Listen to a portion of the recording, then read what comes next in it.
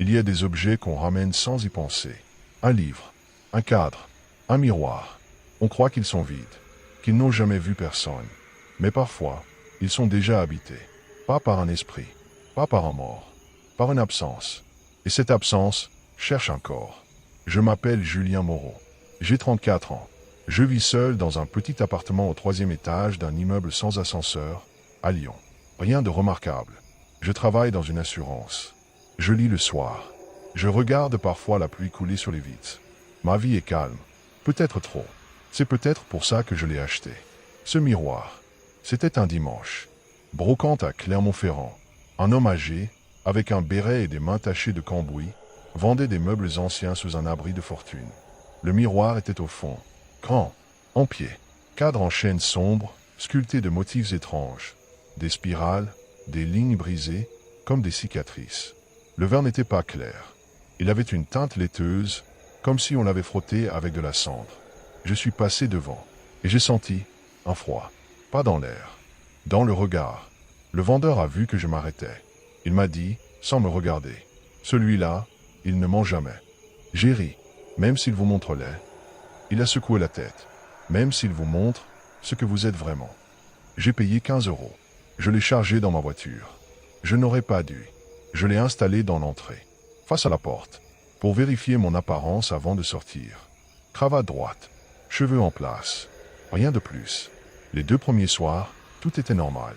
Le 3e, j'ai été réveillé par une soif intense. 2h18. J'ai ouvert les yeux. La lumière du réverbère filtrait à travers les rideaux. Et j'ai vu mon reflet. Moi, debout, en pyjama, devant le miroir, les yeux ouverts, fixant la glace. Sauf que, je n'étais pas debout. J'étais encore dans mon lit, immobilisé. Et pourtant, je me voyais là-bas. J'ai cligné des yeux.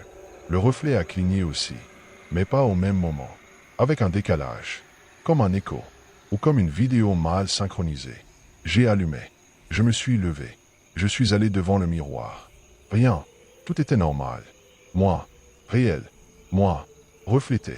J'ai pensé, fatigue, trou noir, hallucination hypnagogique. J'ai lu des trucs là-dessus. Ça arrive. Je me suis rendormi. Mais je n'ai pas oublié. Ça a recommencé. 2 nuits plus tard. Même heure. Même soif. Je me lève. Je passe devant le miroir. Et je me vois, déjà là, debout, à me regarder passer. Comme si mon reflet vivait une seconde vie. En avance sur moi. En décalage. En dépassement. J'ai essayé de le déplacer. Je l'ai mis dans la chambre. Le lendemain matin, il était de retour dans l'entrée. Je l'ai mis dans le placard. Le soir, il était redebout, face à la porte. Comme s'il revenait. Comme s'il voulait être vu. Alors j'ai installé une caméra. Petite. Discrète. Braquée sur le miroir. Enregistrement toute la nuit. Le lendemain, j'ai regardé. Minuit. Rien. 1h, rien. 2h17, je me lève. Je vais aux toilettes. Je passe devant. Mon reflet apparaît. Normal. Puis je retourne me coucher. Caméra fixe. 2h20. L'entrée est vide. Personne. Silence. Et pourtant, le reflet est là. Moi, debout, en pyjama, les yeux ouverts, à fixer la caméra, pendant 3 minutes, sans personne pour le produire. Puis, à 2h23, je rentre dans le champ. Le reflet bouge. Et tout redevient normal. J'ai effacé la vidéo. J'ai voulu jeter le miroir. Je l'ai porté dans la rue. Poubelle. Mais au moment de le lâcher, j'ai senti un vide. Comme si une partie de moi allait avec. Je suis revenu le chercher. Je ne sais pas pourquoi. Peut-être parce que je commençais à l'attendre. Peut-être parce que j'avais peur qu'il me cherche s'il était seul. Et puis, il y a eu la phrase. Une nuit, je me réveille.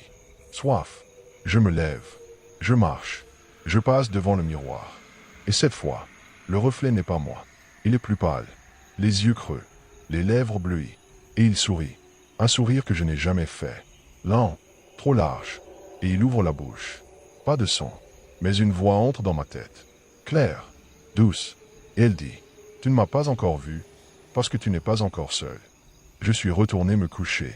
Je n'ai pas dormi. Le lendemain, j'ai appelé ma sœur. Je lui ai tout raconté. Elle a ri. Puis elle a vu mon ton. Elle a dit. Julien, tu connais la légende du miroir de l'absence. Je ne connaissais pas. Elle m'a expliqué. Une croyance ancienne, dans les villages auvergnats. Certains miroirs, très anciens, ne montrent pas ceux qui sont seuls dans une pièce.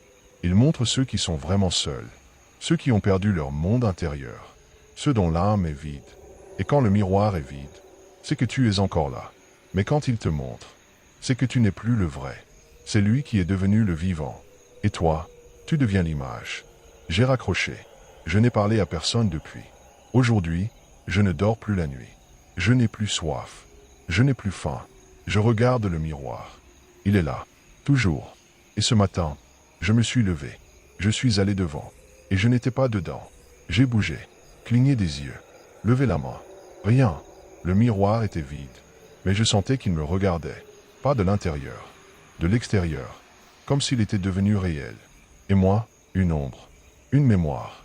Une image qui s'efface. Je ne sais pas qui écrit ces mots. Moi? Lui? Peut-être que ça n'a plus d'importance. Parce que les miroirs ne mentent pas. Ils attendent. Ils observent. Et un jour, quand vous êtes assez vide, ils finissent par vous remplacer. Pas en vous tuant. En vous oubliant. En cessant de vous montrer. Et quand le miroir est vide, c'est peut-être vous qui n'êtes plus là. Je regarde autour de moi. L'appartement est silencieux. La porte est fermée. Et pourtant, j'ai l'impression que quelqu'un est entré. Sans bruit. Sans geste. Juste en prenant ma place. Et maintenant, il écrit à ma place. Il respire à ma place. Il est à ma place. Je me demande, si vous écoutez cette histoire, est-ce que c'est moi qui la raconte? Ou est-ce que c'est lui, qui veut que vous sachiez, que vous regardiez bien, la prochaine fois, avant de croire que vous êtes encore vous? Alors la prochaine fois que vous passerez devant une glace, ne vous contentez pas de vérifier vos cheveux. Regardez, vraiment, pas pour voir votre visage, mais pour vérifier que vous êtes dedans. Parce que disparaître, ce n'est pas mourir, c'est juste ne plus être reflété. Et quand le miroir ne vous montre plus, c'est qu'il ne voit plus que lui, et que vous êtes déjà devenu. Oh l'absence, souvenez-vous, un miroir ne ment pas, mais il ne montre pas toujours ce que vous croyez. Parfois, il montre ce que vous n'êtes plus. Et un jour, il cesse de vous montrer du tout. Pas parce que vous êtes mort, mais parce que vous n'êtes plus là, et que quelqu'un d'autre occupe votre place.